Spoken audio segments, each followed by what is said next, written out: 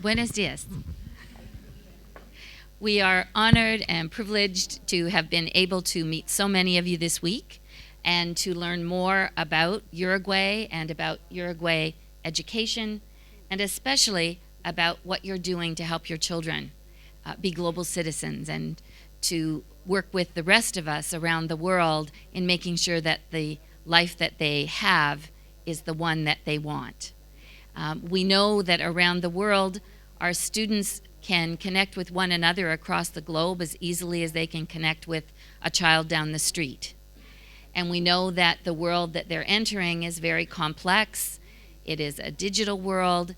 It gives them wonderful opportunities. And what we want to do is make sure that they are as prepared as possible for that. And that does mean that there are changes in every aspect of our lives and for them as well. So when we think about that, sometimes people say, well, do I really have to change? I know these things are happening, but do I have to change? And I think one way to get them to perhaps want to is to start to think about the possibilities. So we're going to look at a very short video, and while you're watching, just think about what inspires you as you watch this, or what do you think the possibilities might be for the children of Uruguay? Imagine the awesomest thing you can, like an automatic grilled cheese maker, or a time machine with an automatic grilled cheese maker. Now imagine who's going to invent it. Him? Glasses here? Whoever they are? Or maybe her? But how do kids like these become the types of people that do things like this? Maybe we should ask this guy.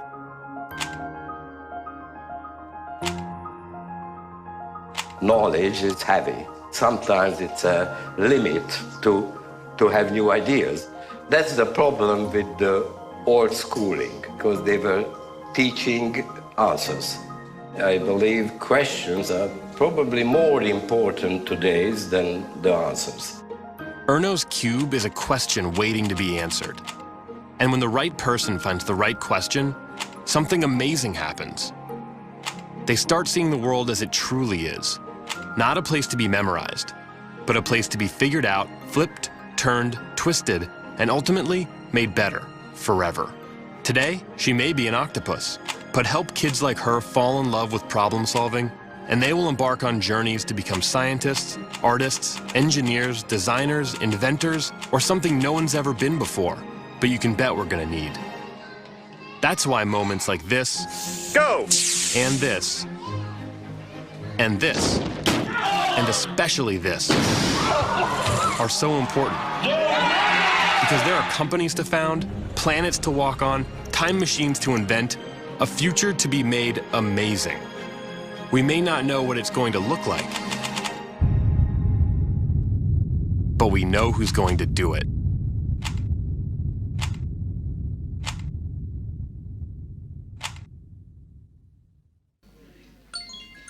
So I'm interested to hear one or two things that you discussed about the video.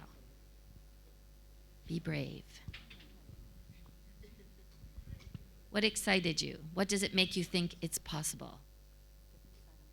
Yes. Que lo que me quedó a mí del video que son más importantes las preguntas que las respuestas. Yes. Questions are more important than answers. It means we teach differently. We don't want to teach the answers because they can find them on Google. So we need to teach them how to look for answers in an intelligent way, how to analyze the information that they find. One other idea.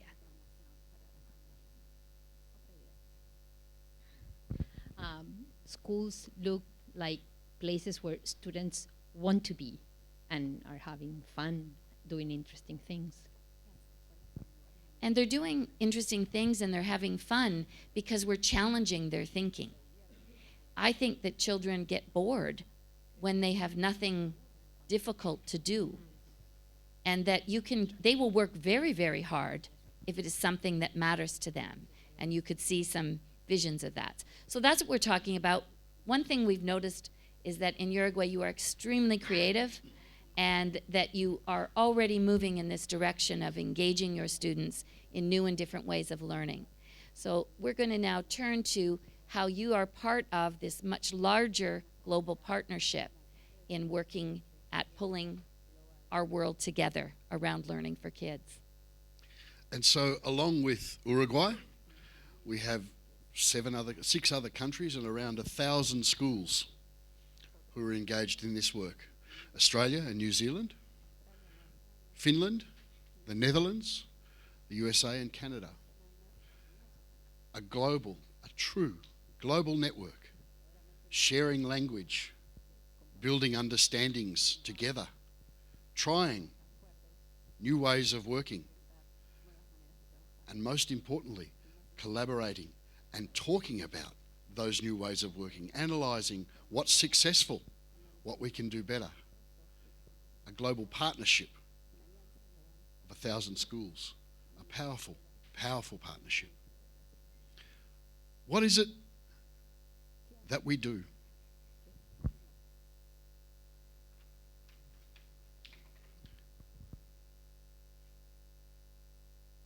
We look at teaching practices, we look at leadership practices, we look at learning practices. We look for the threads that connect the most powerful teaching, learning, and leadership practices, and we share those, and we work on improving those even more. Our purpose? To foster deep learning for all learners, enabling them to meet global challenges so that they can flourish in today's different world. Some very important words there. All learners, every learner, every classroom, every system. The notion of contributing to challenges that are bigger than just in their own backyard. Challenges that are meaningful. Challenges that connect all of us around the globe. And finally, the idea of the word flourish. Flourish. Not just exist, not just be, not just learn, but be able to apply that learning, that thinking, that understanding beyond the classroom. And in a sense, beyond the academic. So we are developing character traits. We are developing the core skills that are more than just reading, writing, and literacy. They are always important. They will always be important. They will always be critical. But this is about developing the whole child in a holistic way so that we have young people who grow into the leaders of tomorrow and are comfortable in those shoes and are capable in those shoes and in the world that is coming. So when we came together, 7 countries, and Uruguay was the first to step forward and to be a member of this, we thought we're going on a journey together and we're going to explore this whole notion of deep learning, what it is and how we get it. So the very first step was to define what we meant. We had a fuzzy idea, this idea, but what did it really mean? What would teachers do in classrooms that would be different? What would principals, directors do that would be different? What would leaders of an education system do that would be different? And so we started out with defining deep learning as 6 competencies. And I know you are familiar with them, but they were very important because they allowed us to have a framework for talking to one another within our own countries and across our countries. And many of them are 21st century skills, the first 4.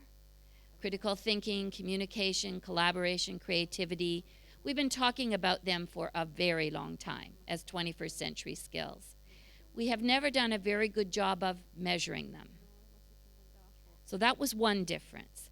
The second one is we added 2 additional ones, and those are character and citizenship. Because in today's world, it is really important that we help our young people develop empathy and perseverance and be lifelong learners. All this inner quality that will help them be successful in life. But it's also important in our society, which now connects across the globe so much more, that we build citizenship as well, so that we are contributing in our own area, our own community, our own country, but also that we are tackling some of the big problems, such as sustainability and feeding the world, and some of the things that are in your global challenge that you are just launched this week on Monday. So we want to incorporate the whole child, as Max has said. Sorry, clicked too soon. So we wanted to share another look at what this looks like for teachers and for students as we think about what these 6 C's do when we use them in classrooms. And so on this video, you're going to see another colleague from our team. Her name is Deidre Butler. She lives in Ireland. So we're going all over the world this morning. And she's going to talk a little bit and show you just glimpses of some classrooms so that you'll start to see what's happening in other countries.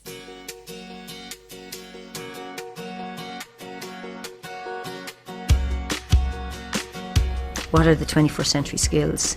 It's not that these skills are different from skills that were required in the past.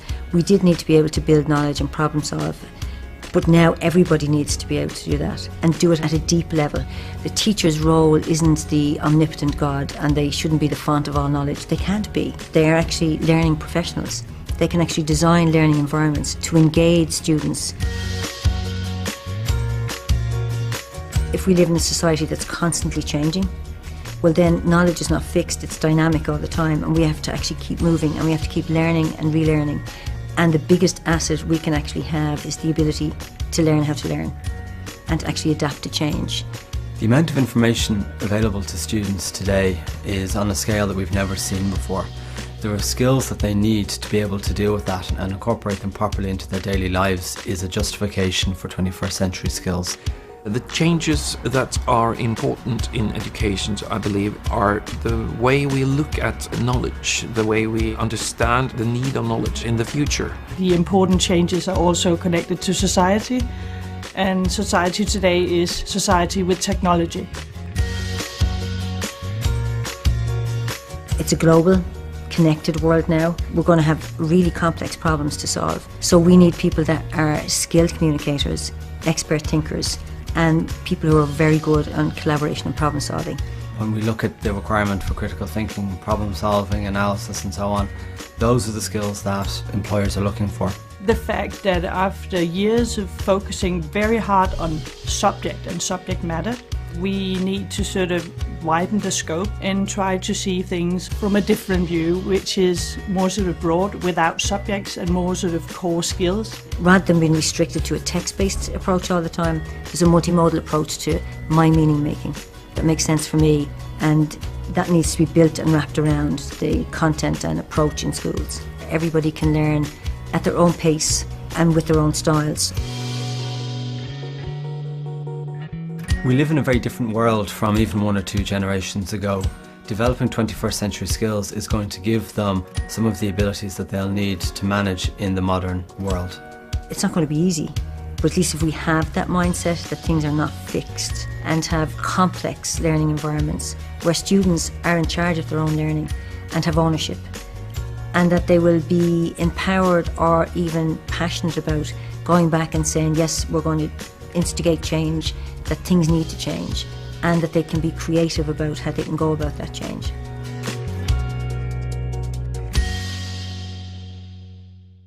So would you please turn to someone nearby and talk about what really stood out for you when you watched that video?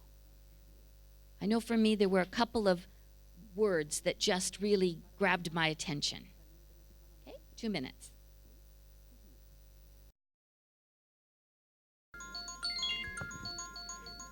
Thank you. Now I'm going to ask you to share some of the ideas that you've talked to your friend about that were important to you in the video. Yes.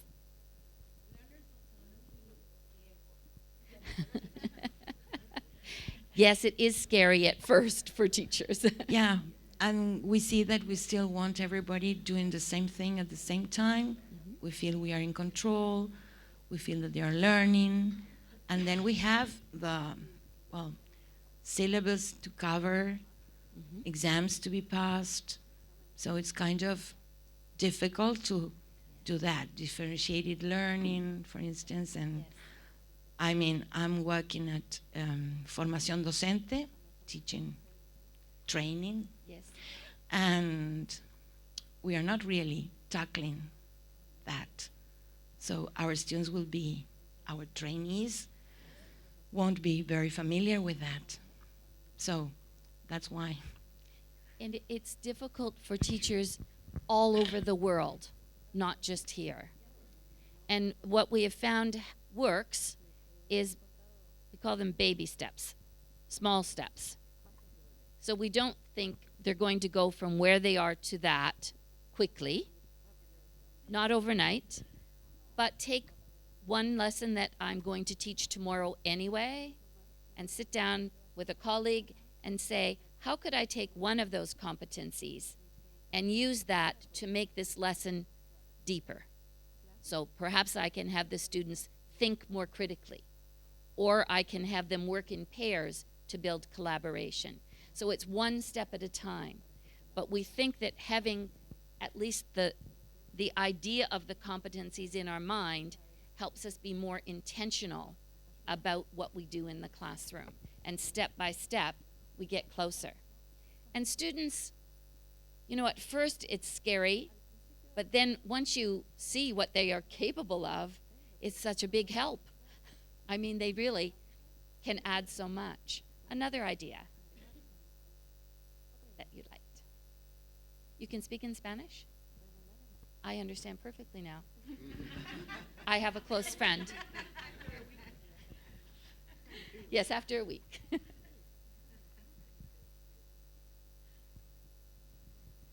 Max, did you see anything in there you liked? One of the phrases that Deirdre used was about knowledge not being fixed. And if knowledge is evolving, then we have to adapt our practices to allow that knowledge to evolve itself and to help the students evolve that knowledge. So things that may have been true and stable and static for us as we were growing up, there is every chance now that they lack, or they have much less relevancy. And that static, that notion of fixed knowledge and one point in time, and I've learnt it and that's finished, put it aside now. That's something that is not as current. It has less currency, certainly, than it did when I was growing up. So we need to teach them how to learn for life.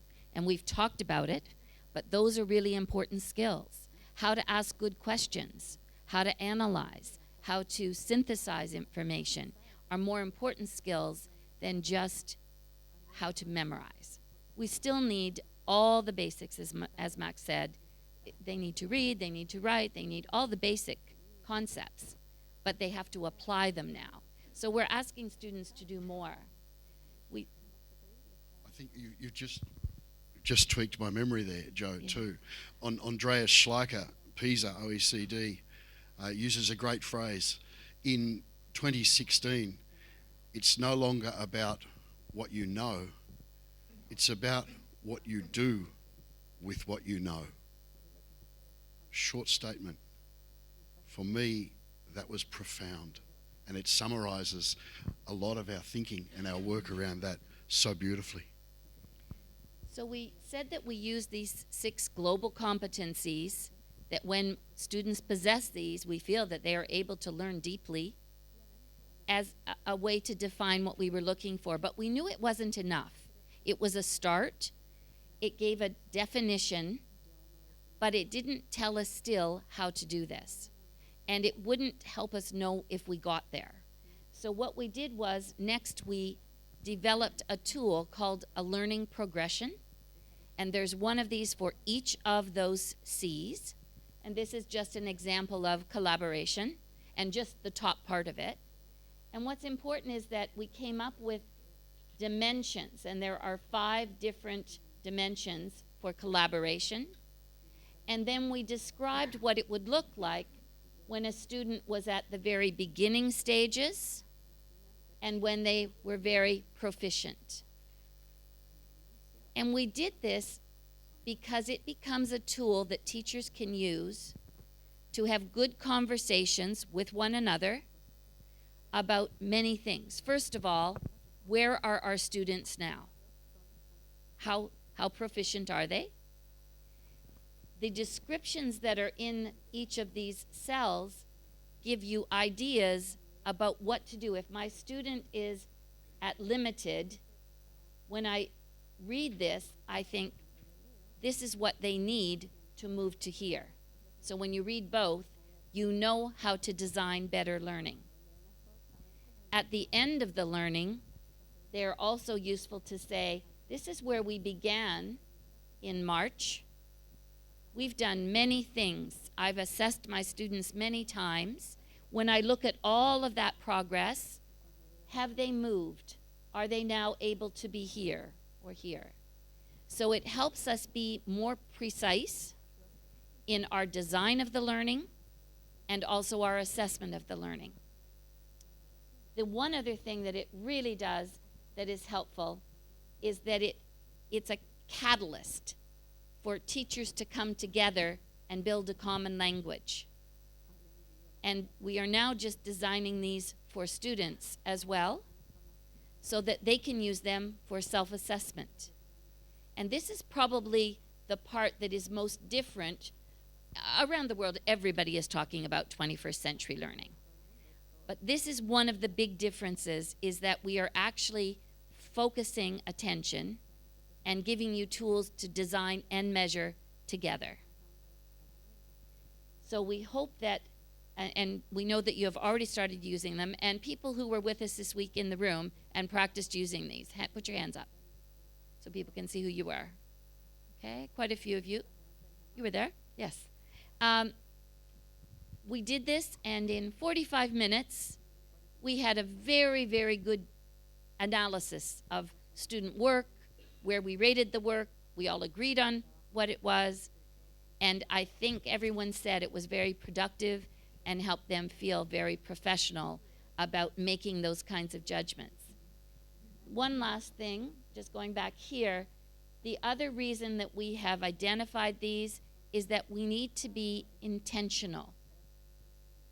That's how we build that precision. I always wanted my students to be creative. I always wanted them to be good communicators and problem solvers. But I got so busy sometimes thinking about English or math or biology that you're not thinking about it. So these become, it's like putting on your glasses. They become a lens through which I can look at teaching my history or look at teaching my mathematics and say, when I'm teaching my math concepts, how can I be sure that they are critically thinking? Is there a way we could use this math and build some creativity?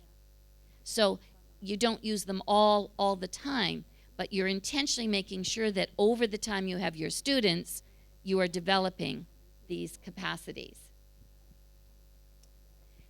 And once we do that, then comes the real job. Even if we agree and we think this is a great idea, how do we help teachers to move forward? So in order to build and support learners who are creative and collaborative, of strong integrity and character, who are active global citizens, what we call new pedagogies come into play. So there are 4 core elements, if you like, that help us specify and plan and think and break down and analyse our work to build the 6 C's in learners. The first is the new pedagogies themselves, the things that we do in our classroom and how we do them.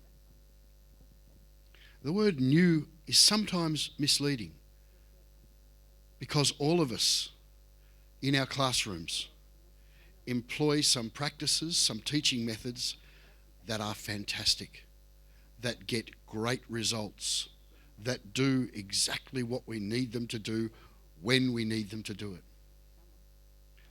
But there are some emerging pedagogies, some emerging practices and ways of working, lots of them spurred on by technology itself, that are new. There are new opportunities, and opportunities like never before for our learners to communicate and to collaborate through time and space. There are opportunities to think about different ways of teaching and learning as we learn more about the brain, neuroresearch, as we understand how learners develop more and more. So as our knowledge moves from fixed to growing around all of those things, they provide opportunities for us to work in new ways, new pedagogies. The second area is, Joe, what's the translation of that second one? Partnerships, learning partnerships. So we talk about a new partnership between and among learners, teachers, teachers and teachers, teachers, learners, parents and community. All now because of the connectivity we have can play a very important role in the way learners learn. So you've heard us talking about connecting to other teachers through our collaborative global network. In the same way, students can connect. But one of the important aspects of learning partnerships is the way and the emphasis on teachers knowing their learners very well. Teachers being able to converse and knowing where each person, each young learner in their classroom is, where they are on those learning progressions, and what we need to do as teachers to shift them to the next stage. So technology also allows us to provide feedback, to observe, to change the way learners learn in so many ways. Learning partnerships, extraordinary, important part of our new pedagogies. The learning environment, the third one. There are a couple of different subsets here. So there, when we think about learning environment, traditionally we think about classroom or school. We think about perhaps the culture in that school, how the principal and how the teachers interact with learners, what is allowed, what is encouraged, what is not allowed perhaps. So there's the classroom and the school climate. And there's also the environment, we talked about the holistic development of the learner. So it's how the learner feels, how he or she is connected to that environment. The environment that includes her peers and her teachers. So there are a number of different focus areas when we look at and work with schools. We ask questions so that we can establish what your learning environment might look like. And we can establish, much like using the rubrics that come with the 6 C's, where we are now, where we would like to be, and then formulate some strategies about how we might get there. The final aspect of, the final element of our new pedagogies and contributing to deep learning is technology, the digital, all pervasive. There is no chance that 10 years ago Ramon would sit here with a camera that small on a tripod and be able to produce high definition television broadcast almost quality video. And yet today we don't think anything of it. And our learners and our students certainly don't think anything of it. My daughter is 10 and a half years old.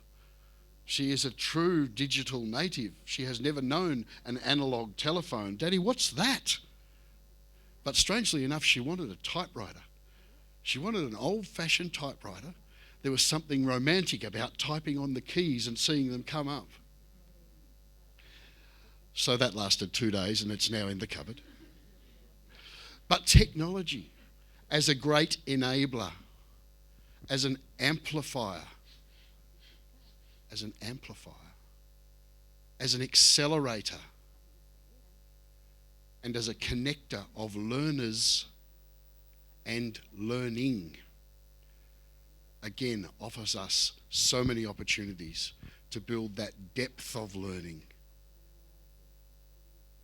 in our classroom and in each one of our learners. So the next step, as we said, is always how do we help people to change their practice? So we think the 6 C's are a touchstone. Everyone can understand them. The progressions help us think more clearly about them. Having this description of 4 things we can consider when we design our learning helps us analyze what we're doing and make little changes. So it's an organizer that helps us, as we combine these, create deeper learning. But we felt that as a global partnership, that we wanted to put together a whole system of tools that we thought would be helpful. The first one is a process. And this is a process called, I was going to try it in Spanish, but collaborative inquiry. And it's based on the notion that we will get better if we work together. But to do that, we have to work in a focused way, not just sit and talk about anything. So the process is that as teachers, we would come together and look at where are our students. So we assess that. What are they interested in? But also, what is the curriculum that we must teach? You know, what are the big ideas, the concepts that our students need?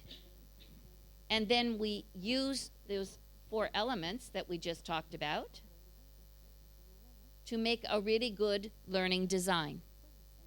And then we teach, but here's a different part. When we get to this section, after the students have completed their work, we look together at that set of work, and we use the progression to say, have they made progress? And the difference is we're asking people, not every single day, but at cycles throughout the year, to do that together. So it may be someone who teaches the same subject that you teach. It may be a small group of teachers. It may be even teachers who teach 2 or 3 different subjects coming together to do a particular theme or topic. But what we have found is we have a statement, we say, use the group to change the group. And what happens is, as we work together, we solve problems.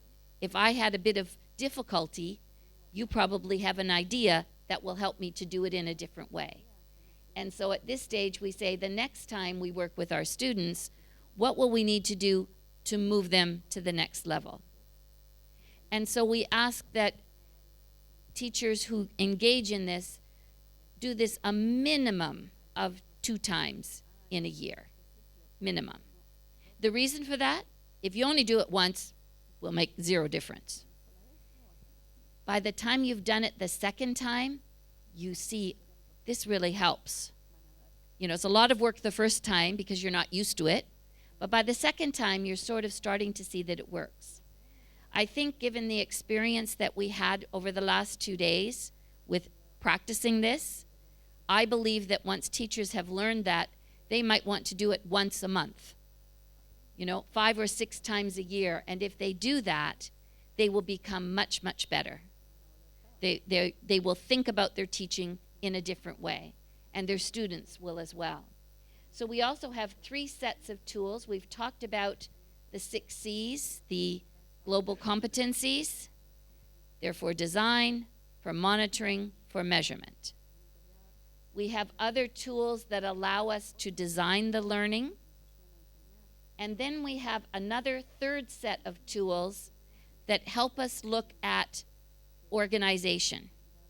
So we have one for schools, we have one for the cluster that is supporting the group of schools, and we have one for your education system.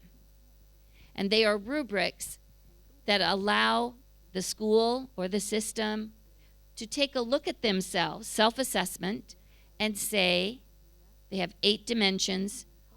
Do we have the right conditions in place to support teachers to make this change? And so you assess at the beginning of the time 1, and it helps you plan your priorities. And then at the end of the year, you look back and say, have we made any growth? So all of this is a growth mindset. It doesn't matter where we start as long as we are moving in the right direction. And we can then measure those changes. Additional supports. Joe, you just took a word that I would like to use. Just, can you help me? Just give me a wave if you know the term growth mindset. If you understand the term growth mindset. Okay. So a growth mindset is a way of thinking that says, I always learn. I want to learn. I want to keep learning, and I want to get better at what I do. Very positive mindset about improving. Joe and I have had the privilege this week of working with perhaps 25 educators from Persepctive. And we've been working through some modules, some workshops that deconstruct a lot of the things that we've been talking about this morning. And also talk through and work through how best to provide support to our teachers in our schools, to our principal leaders, to those who are interested in new pedagogies for deep learning. So we've worked with around 25 Persepctive educators this week, and it's been an absolute privilege. They brought a growth mindset. They were open to new ideas. They were prepared to engage in some work when you first look at it. That's a little bit scary and a little bit daunting and more than a little bit complex. But the conversations that we had were so rich and so open. We were prepared to ask questions and not just be told answers. So the levels of thinking, Joe and I appreciated the work that went into this week. We've also had the opportunity to meet with educational authorities at primary, secondary, UTU, and teacher education levels. And each one of those, in conversation, brought up some opportunities to take this work further. In each system, we could clearly identify different opportunities to build new pedagogies for deep learning.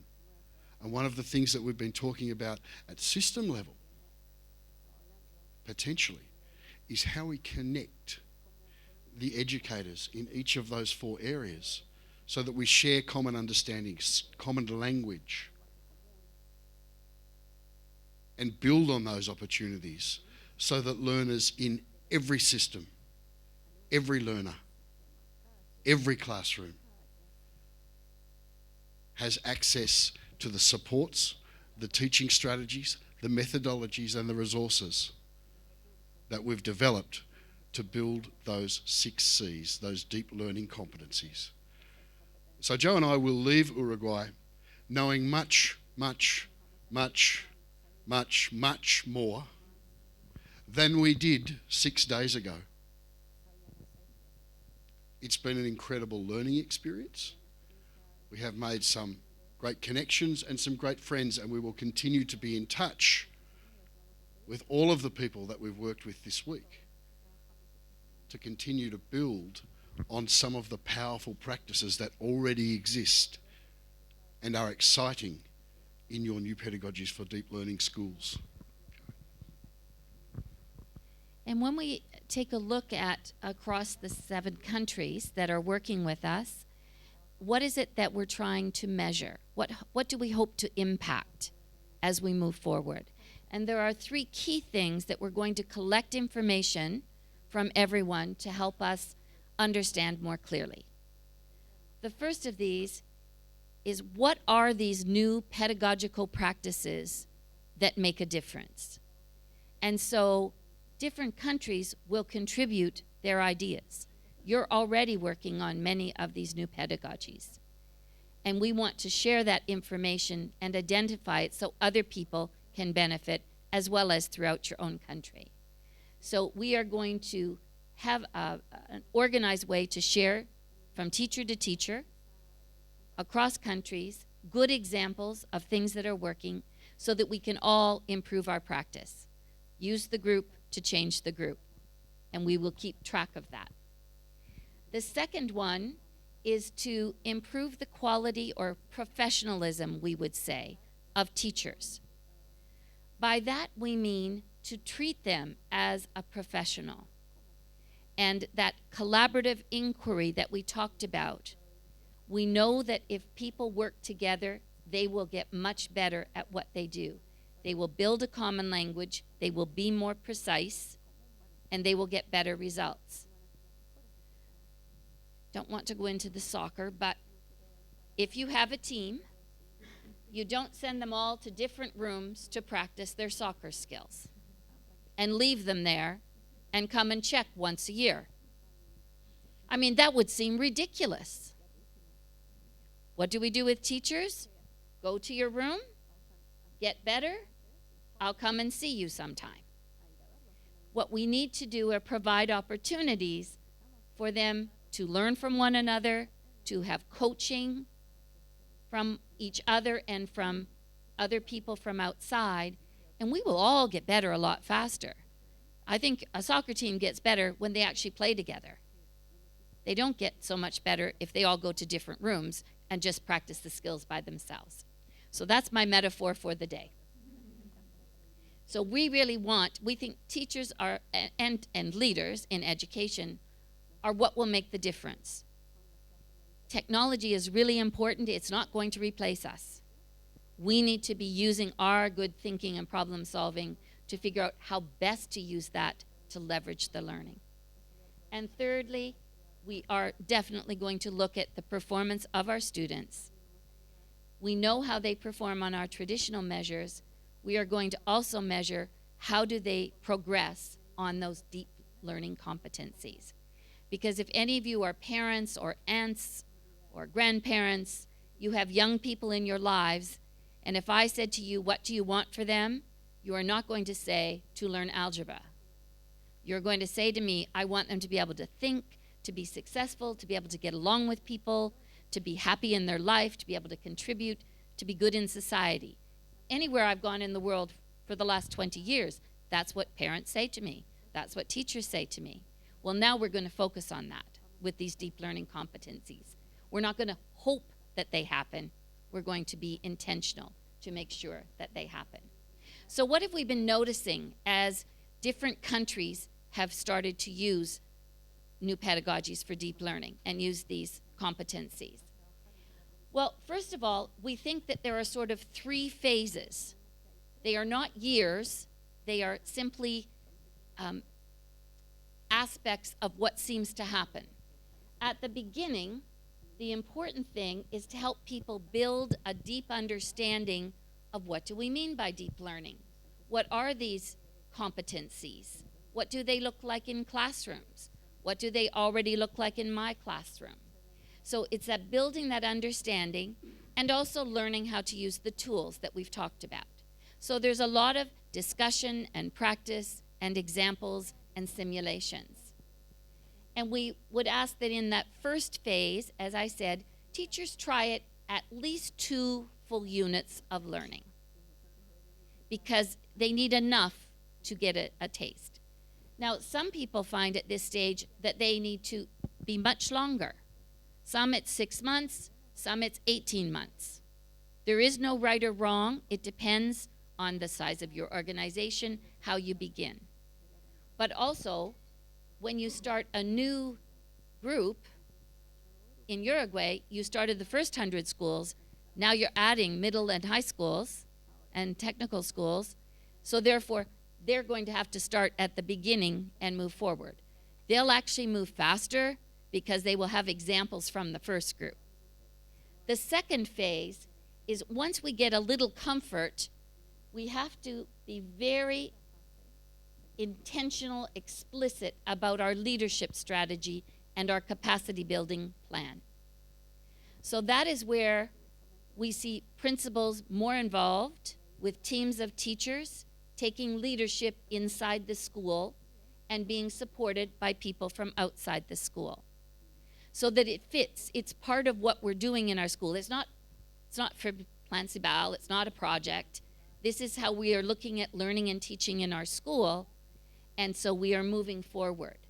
And then what happens is we may go from, at the beginning, 5 teachers, 10 teachers are working on it, moving towards more and more teachers, deepening our knowledge as we move along. And they're using it more often, not just twice a year. They realize this helps me think through my teaching.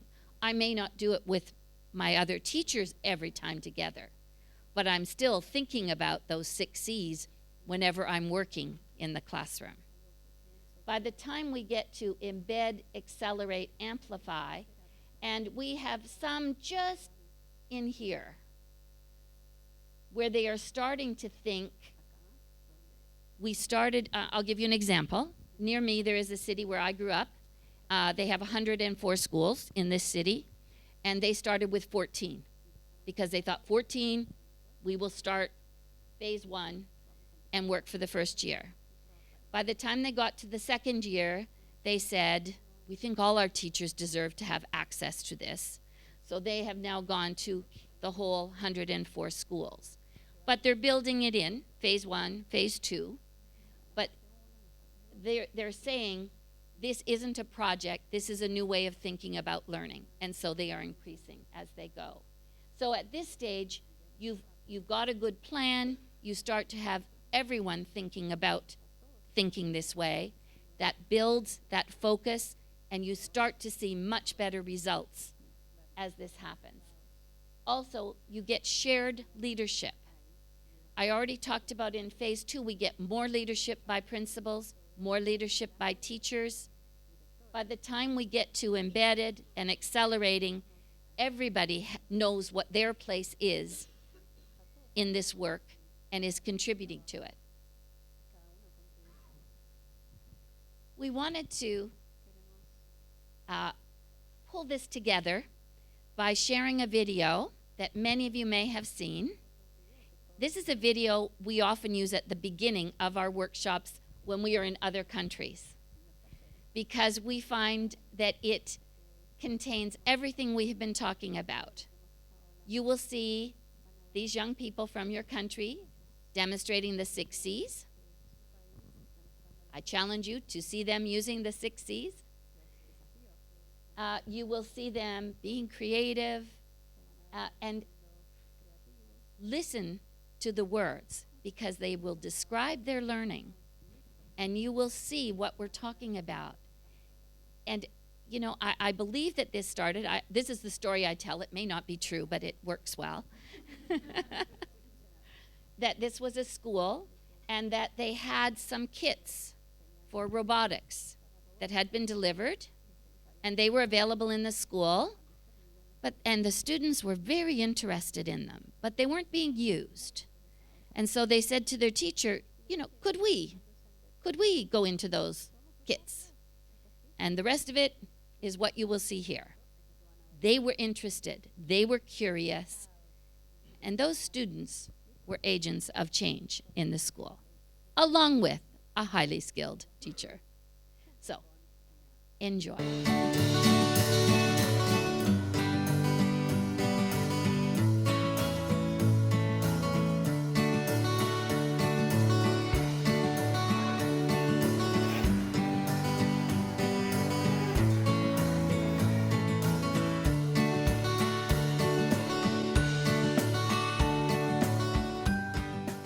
siempre mirábamos los kits, pero no podíamos tocarlos ni nada, entonces le pedimos a la maestra para poder usarlos. Y ahí empezó todo, mirando videolecciones y construyendo cosas. Las videolecciones es cuando aprendimos por medio de videos del canal de YouTube de Ceibal. Bueno, fue increíble. Ahí me sentí, dije, la tecnología acelera 100%, porque los chiquilines se encontraron con una videolección y clasificaron piezas del kit, lo armaron, lo programaron en 2 jornadas de 2 horas. Nuestro próximo desafío es juntar la tecnología verde con los kits de robótica y poder hacer un robot que solucione un problema de la humanidad. En mi clase hicimos con la maestra el tema de guerras mundiales y a mí se me ocurrió hacer un robot que detecte las minas. Me parece importantísimo que ellos hayan pensado en una solución para nuestro planeta. Este robot fue creado para la huerta.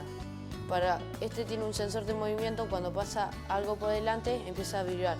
Y entonces eso lo pondríamos ahí con una alarma. Y si pasa un pájaro que quiere comer las plantas, sonaría la alarma. De que los mismos niños pueden sortear dificultades con mayor facilidad dentro de lo que es el manejo de la tecnología a lo que de repente puedo hacerlo yo. Bueno, este proyecto que yo hice, con la maestra le pusimos Terminator, con una pila de 9 voltios, con un cepillo, con 2 vibradores Justin y con cables. Vi que había ese intercambio con la casa, porque los chiquitos precisaban la ayuda de los papás, entonces ya estaban buscando qué iban a usar, qué no iban a usar. Usamos un problema que había como nuestro barrio, claro, quisimos juntar, en vez de la humanidad, lo achicamos un poco a nuestro barrio, a nuestro Montevideo, a nuestro barrio acá Malvin. Y me asombré de que estaban apuntando a un problema real, que tenían conciencia ciudadana de lo que estaba pasando en este barrio. En 2012, en la playa Malvin acá, murieron 5 personas porque cayó un rayo, y entre ellas un niño. Entonces lo que queremos evitar es que en el mundo, y en Uruguay, y especialmente en Uruguay, se termine este fenómeno, que no haya más, que no haya más muertes en las playas debido a rayos. Trata de que cuando va a caer un rayo te avisa 10 minutos antes, entonces empiezan a sonar las luces, empiezan a prender las alarmas. Claro, empiezan a sonar las alarmas, prenden las luces, la antena gira, el pararrayos, y cae el rayo y la playa ahí en ese momento estaría evacuada. Mi vínculo es diferente. Los niños, podemos decir, somos socios. Es como que con la maestra tenemos un mecanismo. Nosotros le proponemos los proyectos y ella nos ayuda a crearlos y mejorarlos. Cambió la alianza de aprendizaje con mis alumnos. Y nosotros se nos ocurrió la idea de evaluarlos, porque después teníamos que crear un grupo de niños que pudieran ayudar a ese grupo, que pudieran ayudar a otro grupo. Que nos ayudaran a nosotros a enseñarles a los demás. Y en un momento yo me dije, maestra, podemos evaluarlos, porque lo que vemos es que algunos demoran más en esto, que otros tienen más facilidad de repente para entender la videolección que otros, pero que otros construyen más fácilmente, que otros programan más fácilmente. Y que bien, lo que podemos hacer es más o menos los traté de introducir al mundo de la rúbrica, de que podíamos hacer una rúbrica con los diferentes niveles y ver qué aspecto íbamos a evaluar mientras los niños estaban trabajando en robótica. Lo que me gustó más fue la parte de evaluar, de poner los puntos y todo eso. Y los alumnos están contentos, los niños están contentos. Cuando trabajás así, los niños están contentos. En realidad estamos trabajando con el celular del futuro, que es lo que estamos haciendo para la red global. Me pasó con el desafío global, estábamos, bueno, lo filmamos, ese día con tal de subir la idea usamos un teléfono, lo subimos, lo pasamos, ¿dónde lo pasamos? Bueno, pasámelo por mi cuenta, por Gmail, y terminó en donde tenía que estar. No sé, yo siento que aprendí a cómo crear cosas para el futuro, de que los niños también pueden utilizar sus mentes para crear cosas para el futuro y que sean muy reutilizables y que no sea como tanto ahora que las cosas, tipo el medio ambiente está medio malo, y además que como la capa de ozono está rota, lo que queremos es que con estos celulares se vayan reconstruyendo y que ya no esté más ese agujero. Y volví a escuchar una palabra de los niños que hacía años que no me pasaba, que era muchas gracias, maestra. Sentí como que, no sé, lograste hacer algo. Y estoy contenta con la red global, muy contenta, porque la inclusión de las nuevas pedagogías, esta teoría me enseñó a ver que eso de trabajar para afuera, de trabajar para el mundo, de comunicar, si bien yo tenía todo ese entusiasmo con la tecnología, a partir de que ingresé a la red global tuve una visión un poco más amplia de todo esto. Sí, me encantaría que todos los docentes vivieran esta experiencia.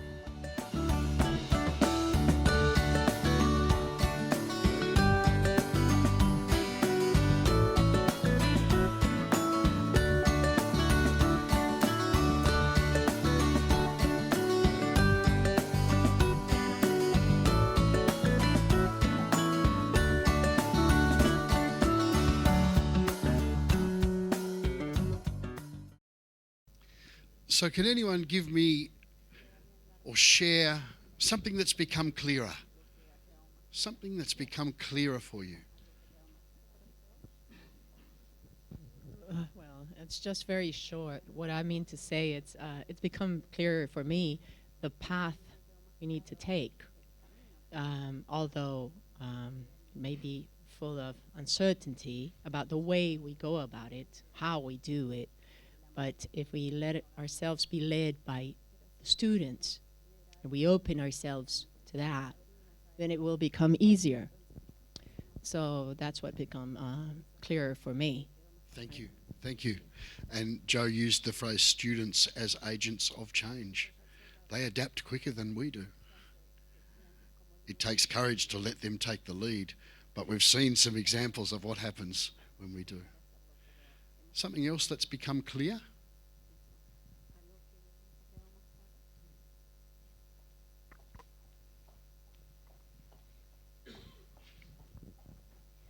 En lo personal, lo que me queda más claro es que en realidad todo tiene que ver con la motivación, todo tiene que ver con aquellas cualidades que nos hacen más humanos. Y con el reconocimiento, el autorreconocimiento de sentirse capaces de generar cosas significativas en el mundo.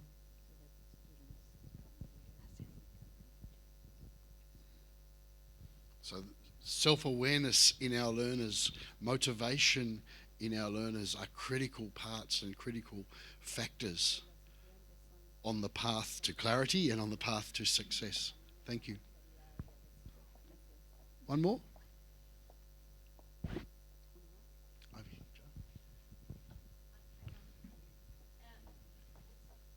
my aerobics.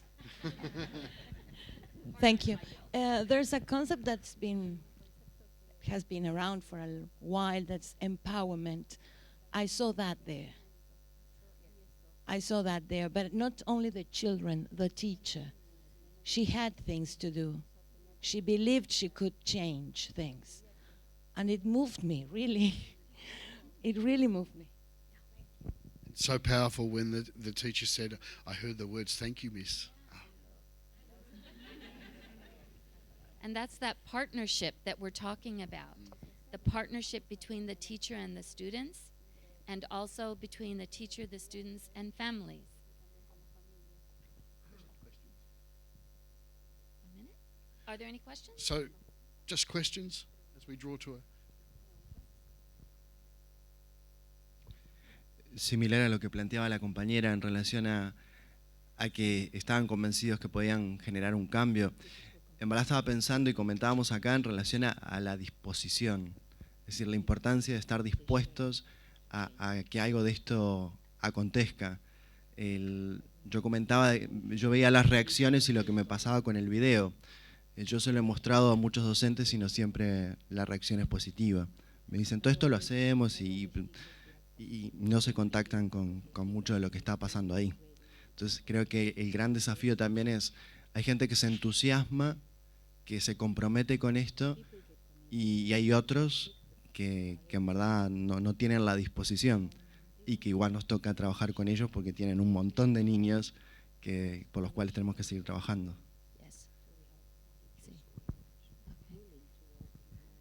Okay.